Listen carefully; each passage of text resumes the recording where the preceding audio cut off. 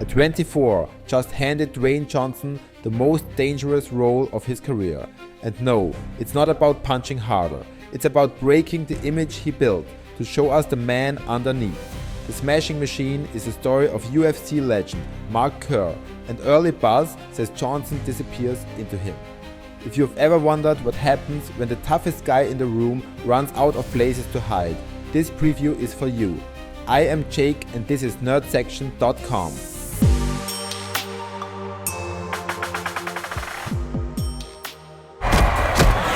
Well, have you ever heard of the Ultimate Fighting Championship, the UFC? That's the bloody thing they're trying to ban. This guy is the best he has ever seen. Do you hate each other when you fight? Absolutely not. How do you know Mark Kerr? Oh, we go way back, but he's a buddy of mine. Come on, baby. Too much? Never. Too much? No. Please welcome in his octagon debut, Mark Kerr! Winning is the best feeling there is. Chapter 1. Why this story hits hard. Here's the deal. The Smashing Machine is a biographical sports drama from writer-director Benny Safdie, the mind behind some of the tensest films of the last decade. Johnson plays Mark Kerr, a real fighter who bulldozed his way through the late 90s and Pride FC era while facing painkillers, pressure, and a relationship that couldn't survive the grind. A24 is distributing, which signals character-first filmmaking with real edge. The first look and trailers promise sweat, tape, ammonia, and the kind of silence you only hear right before a bell rings. Mini teaser for what's ahead. In about a minute, we'll break down the standout moments from the new trailer that suggest this could be Johnson's career pivot. Chapter 2. The true story angle. Mark Kerr isn't a made-up underdog. He was a dominant wrestler turned MMA force. The guy other heavyweights dreaded drowning on a tournament bracket. But the HBO documentary from 2002 already showed the cracks, injuries, dependence, the strain on the people closest to him. Safdie's version isn't retelling the highlight reel, it's asking why success that big often comes with a receipt. That focus on cost over glory is the hook that separates this from a typical sports biopic. Chapter 3. Who's making it and why that matters. Benny Safdie writes and directs. And if you've seen Good Time or Uncut Gems, you know the guy can stage panic like a horror movie. He's also editing this himself, which usually means a tighter grip on tone and momentum. The cast surrounding Johnson is a statement too. Emily Blunt as Dawn Staples brings emotional gravity and sharp timing, and actual combat names appear on the roster, including Bas Rutten and Alexander Usyk, which ups the authenticity on the mat. Music by Nala Cinefro hints at a more textured, maybe even haunted soundscape, rather than standard sports movie bombast. Quick teaser. In the next chapter, let's talk about the trailer's 3 biggest promises and 1 risk.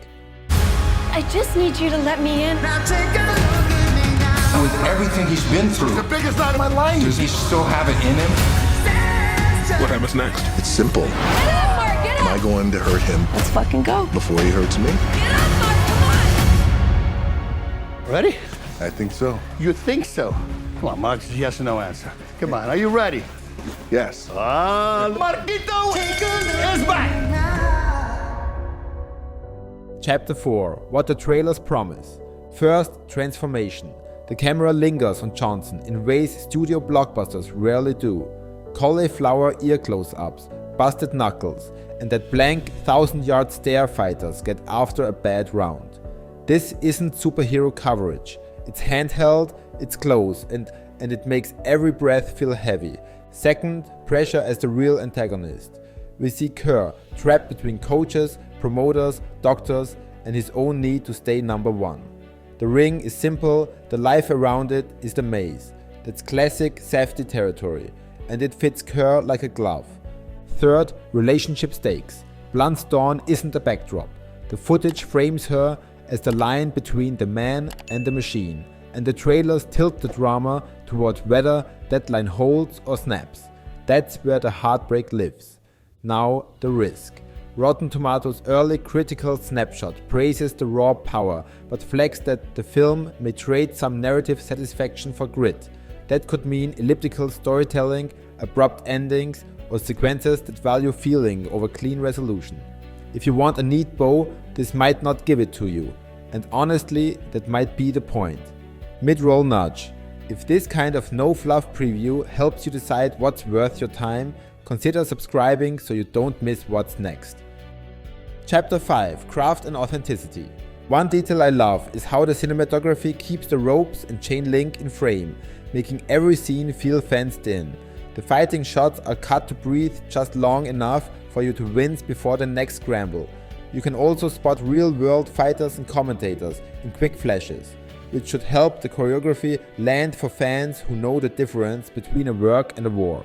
Safdie's edit favors lived-in beats over montage fireworks, which is exactly how you avoid turning a life like Kerr's into a motivational poster. Mini teaser. Up next, the big question that will decide if this becomes Johnson's defining role. Chapter 6: The One Big Question. Will audiences buy Dwayne Johnson, global franchise anchor, as a man who can't bench press his way out of entropy? The trailers say yes, because the performance looks inward. Less charm, more silence. Less smirk, more shame. If Johnson can hold the line without blinking back into movie star mode, the Smashing Machine could redraw his career the way the wrestler did for Mickey Rourke. If he can't, the movie still stands as a gripping, Safdie character piece. That's the needle he's threading right now. Chapter 7: Release plan and what to watch next. The film premiered at the Venice Film Festival and is slated for a wide release on October 3rd, 2025, with a stop at Toronto in between. That timeline screams awards positioning, and the festival response already points to serious attention on Johnson's performance. For viewers, that means a fall conversation piece that isn't just for fight fans. Put it on your calendar, because this is one you'll want to see with a good audience. Chapter 8: Quick recap. Here's your checklist. True story of Mark Kerr, not a fairy tale. Benny Safdie steering the ship, which means intensity and empathy instead of sports movie sugar. Emily Blunt as the emotional fulcrum. Trailers that promise transformation, pressure, and a relationship on the brink. Possible trade-off on tidy storytelling, but a high ceiling if Johnson holds the dramatic line. Chapter 9: Final take. My call is simple. The Smashing Machine looked like the rare sports film that cares less about the belt and more about the bruises you can't show. If Johnson locks into Kerr's quiet, this could be the turning point people talk about years from now. The one that proved he can carry a character study as fiercely as he carries a franchise. Mark your date for October 3rd, and if you catch it at a festival, tell us how the room reacted. If you've got your own read from the trailers, drop your take in the comments and tell us what to break down next.